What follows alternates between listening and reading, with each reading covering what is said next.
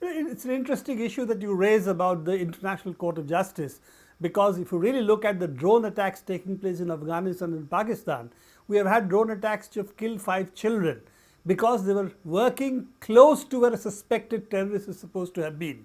So effectively all this, if we take into account what the international law is, these are all war crimes in any case, on which nobody seems to be bothered about. Well, last year, Philip Alston, who was the UN Special Raconteur on Extrajudicial Killing, released a report on drone attacks. And he suggested at the time that it was, in his very guarded language, it was more than likely that the utilization of unmanned aerial vehicles, such as drones, were a contravention of international law. In other words, drone attacks are illegal.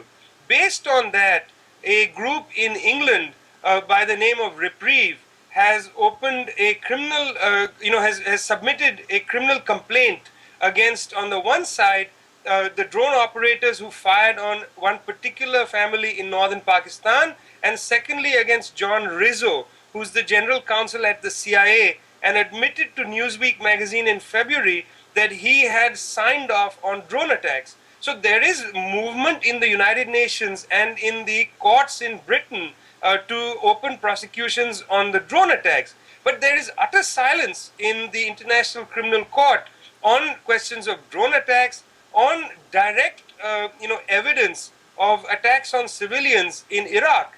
I mean, there have been, people have come to the International Criminal Court based on the WikiLeaks release of a videotape demonstrating a missile fired into a civilian car, and Mr. Moreno Ocampo has not taken that case up, has not even opened a dossier.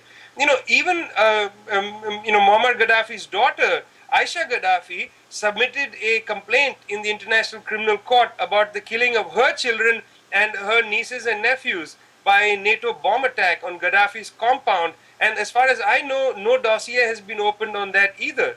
The people have been complaining that the International Criminal Court, which is an excellent idea, has been suborned to the logic of NATO.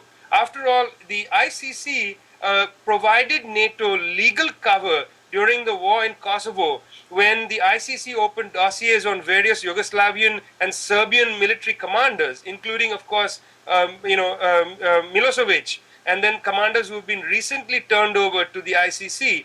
Furthermore, the African Union has said that why is the International Criminal Court emphasizing prosecutions in the continent of Africa and at the same time not opening any cases having to do with, say, the United States in Iraq or Afghanistan. So this is a very broad and direct challenge to the ICC for what many people consider straightforward hypocrisy.